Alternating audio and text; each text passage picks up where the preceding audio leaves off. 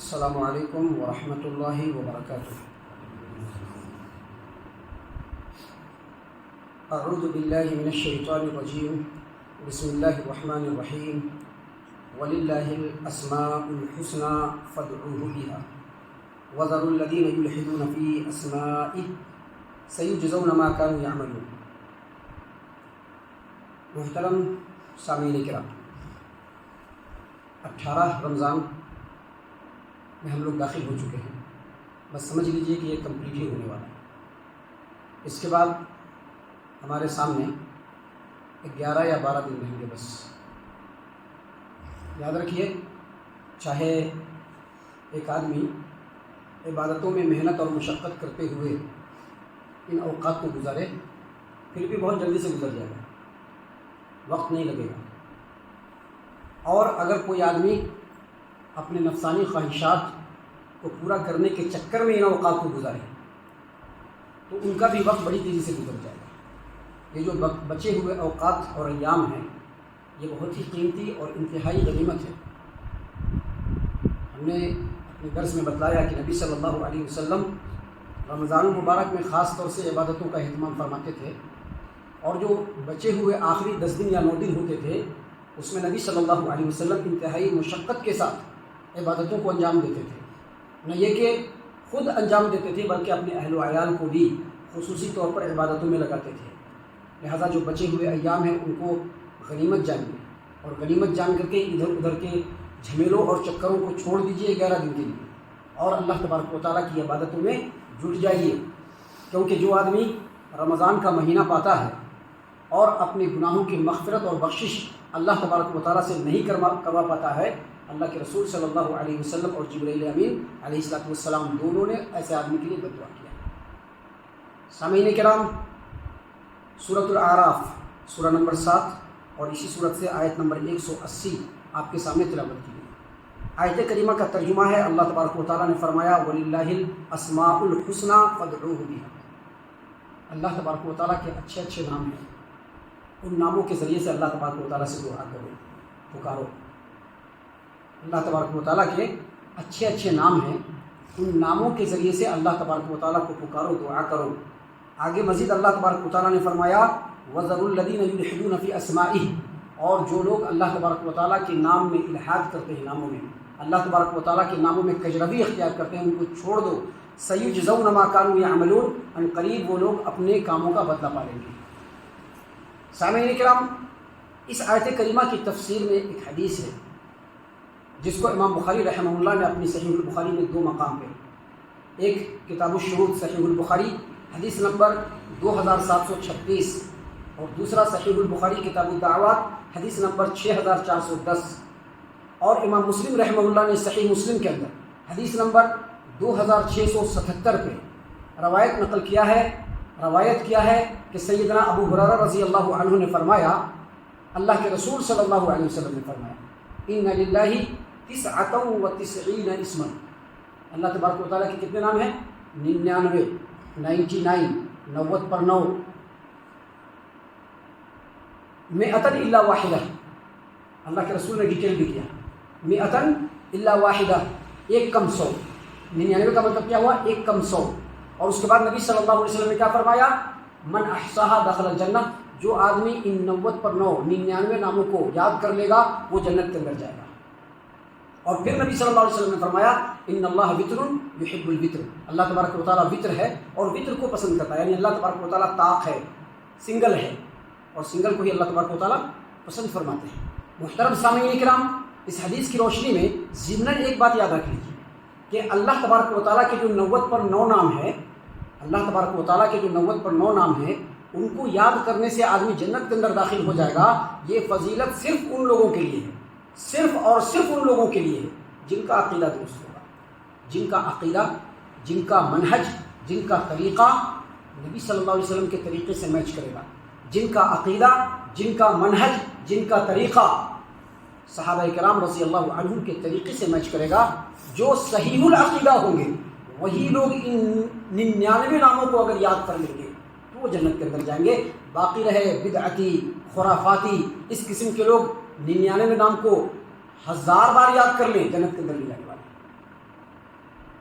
جو حدیث ہم نے آپ کے سامنے پیش کی ہے کہ اللہ تبارک و تعالیٰ کے 99 نام ہیں، ایک کم 100، جو ان کو یاد کر لے وہ جنت کے اندر داخل ہو جائے گا۔ نبی صلی اللہ علیہ وسلم نے فرمایا اس سے یہ ہرگز مت سمجھیے کہ اللہ تبارک و تعالیٰ کے صرف 99 نام ہیں، ایسا نہیں ہے۔ اللہ تبارک و تعالیٰ کے نام تو اس قدر ہیں کہ ہم لوگ جان بھی نہیں سکتے، سمجھ بھی نہیں سکتے۔ دیکھیے مثال ہے، حدیث ہے پیارے رسول صلی اللہ علیہ وسلم کی، جس کو امام احمد نے اپنی مسند کے اندر عبداللہ بن مسعود رضی اللہ عنہ سے روایت کیا ہے۔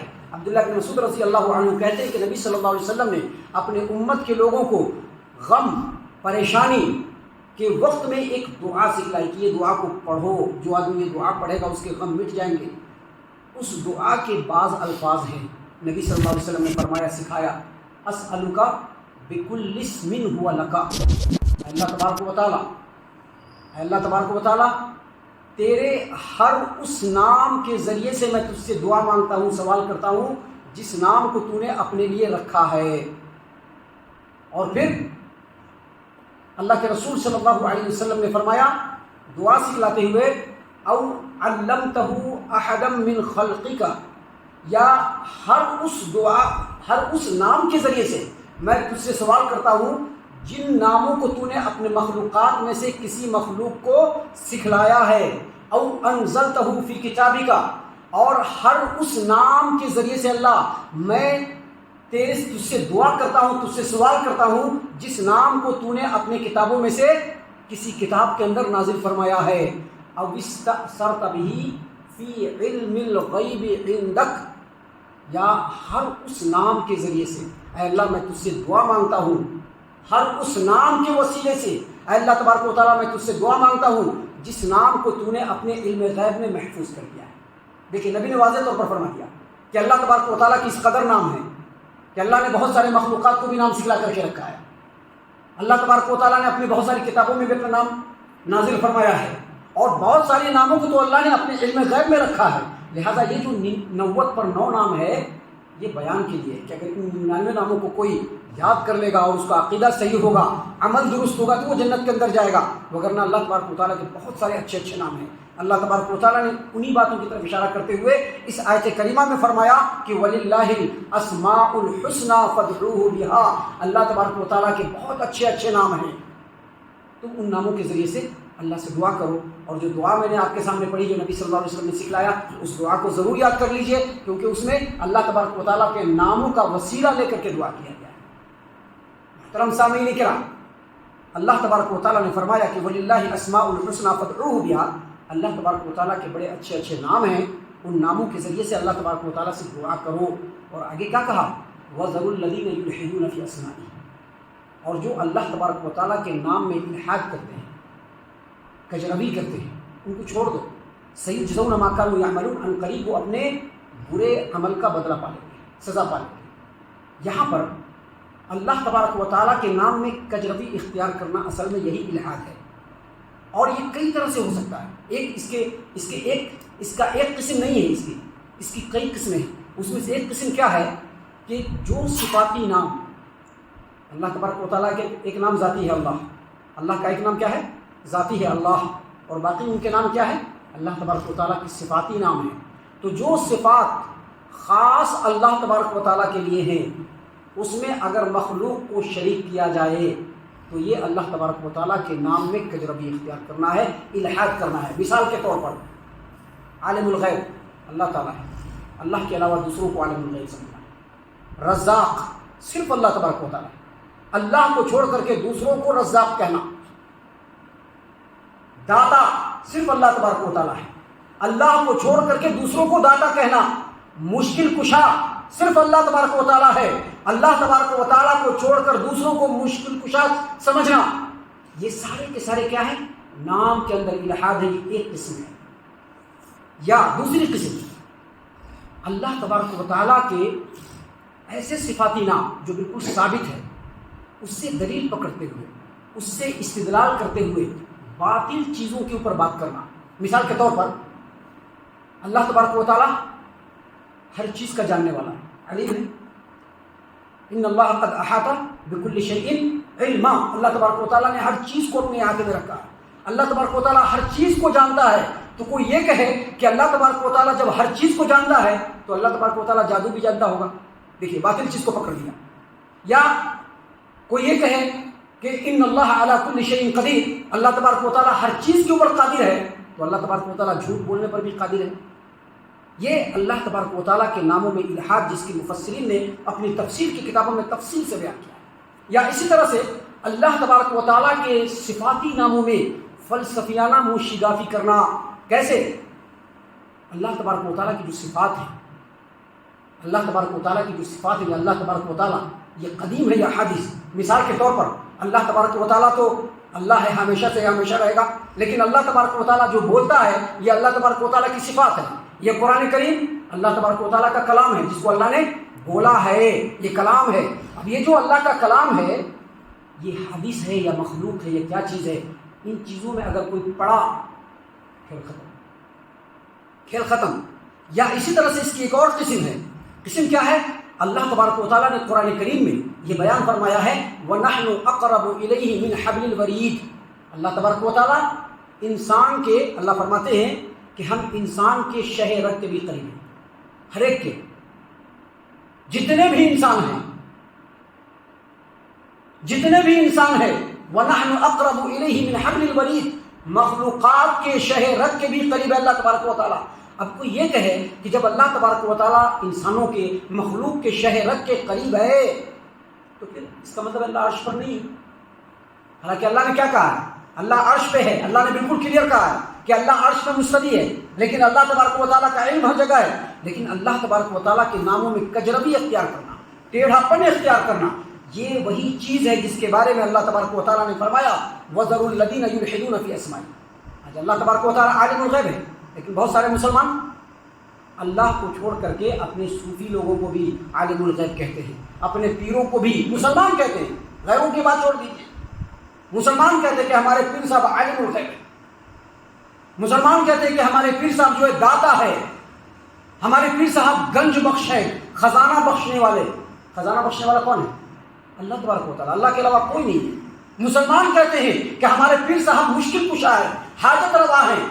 تو جو چیز اللہ تبارک و تعالیٰ کے لیے خاص ہے اس کو اللہ تبارک و تعالیٰ کے علاوہ دوسروں کے لیے ماننا، یا اللہ تبارک و تعالیٰ کی صفاتی ناموں سے دلیل پکڑتے ہوئے باطل چیزوں کو اللہ کی طرف منسوخ کرنا، یا اسی طرح سے اللہ تبارک و تعالیٰ کی کسی آیت کو سامنے رکھ کر کے اللہ عرش پر مستوی ہے اس کی نفی کرنا، یہ اللہ تبارک و تعالیٰ کے ناموں کے اندر کجروی اختیار کرنا ہے، جس سے اللہ تبارک و تعالیٰ نے یہاں پر منع کیا اور کہا کہ ایسے لوگوں کو چھوڑ دیجیے. ایسے لوگوں کو چھوڑ دیجیے. کیوں؟ کیونکہ ایک مسلمان کو کبھی بھی اللہ تبارک و تعالیٰ کی صفاتی نام کو سامنے رکھ کر کے نہ تو اپنے دماغ میں بحث کرنا چاہیے، نہ لوگوں سے بحث کرنا چاہیے، اور نہ ہی اس کے تہہ میں پہنچنا چاہیے. محترم سامعین کرام، سلف صالحین نے اس بات کو کلیئرلی کہہ دیا ہے کہ اللہ تبارک و تعالیٰ عرش پر مستوی ہے. یہ بات معلوم ہے، ہم اس پر ایمان رکھتے ہیں، لیکن اللہ تبارک و تعالیٰ عرش پر مستوی ہے وہ اپنی شان کے مطابق. اس کی کیفیت کیا ہے، کیسے اللہ تبارک و تعالیٰ عرش پر مستوی ہے، یہ ہم کو نہیں معلوم ہے. لہذا ہم اس پر بات نہیں کریں گے کہ اللہ کیسے عرش پر مستوی ہے. یہ ہم نہیں بات کر سکتے، یہ ہم بالکل بات نہیں کر سکتے. یہ بدعت ہے، بلکہ یہ شرک اور کفر تک لے جانے والا ہے. لہذا ایک انسان کو اللہ تبارک و تعالیٰ کے صفاتی ناموں میں سے کسی بھی نام کو زیر بحث لا کر کے اس کی تہ میں پہنچنا بالکل اس کے لیے بہتر نہیں ہے، کیونکہ انسان کی عقل لمیٹڈ ہے. انسان کی عقل کیا ہے؟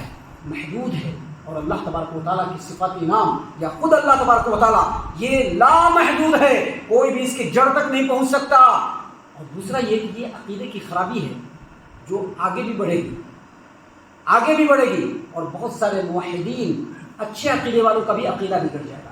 اسی لیے اللہ تبارک و تعالیٰ نے یہاں پر بیان فرمایا کہ وَذَرُوا الَّذِينَ يُلْحِدُونَ فِي أَسْمَائِهِ، جو لوگ اللہ تبارک و تعالیٰ کے ناموں میں کجروی اختیار کرتے ہیں ان کو چھوڑ دو. سَيُجْزَوْنَ مَا كَانُوا يَعْمَلُونَ، ان قریب وہ اپنے برے عملوں کا بدلہ پالیں گے. سامعین کرام، یہ آیت کریمہ اور اس کے علاوہ اور بھی بہت ساری آیت کریمہ جس میں اللہ تبارک و تعالیٰ نے بہت سارے علمی خزانے اپنے مخلوقات پہ لٹائے ہیں، جس کے اندر بہت ساری نصیحتیں ہیں جو انسان کے عقیدے کے لیے اکثیر کا مقام حاصل رکھتا ہے. بالکل ٹونک کا مقام حاصل رکھتا ہے. لہٰذا ان آیتوں کے اوپر غور و فکر کرنا چاہیے. اس کے ضمن میں جو سلف صالحین کی تفسیریں ہیں اس پر غور کرنا چاہیے اور اپنے عقیدوں کو درست کرنا چاہیے. ہم اللہ سے دعا کرتے ہیں کہ اللہ تعالی ہم تمام کو ان تمام باتوں کے اوپر خوب غور و فکر اور تدبر کرنے کے ساتھ ساتھ ان باتوں کے اوپر عمل کرنے کی بھی توفیق عنایت فرمائے. آمین.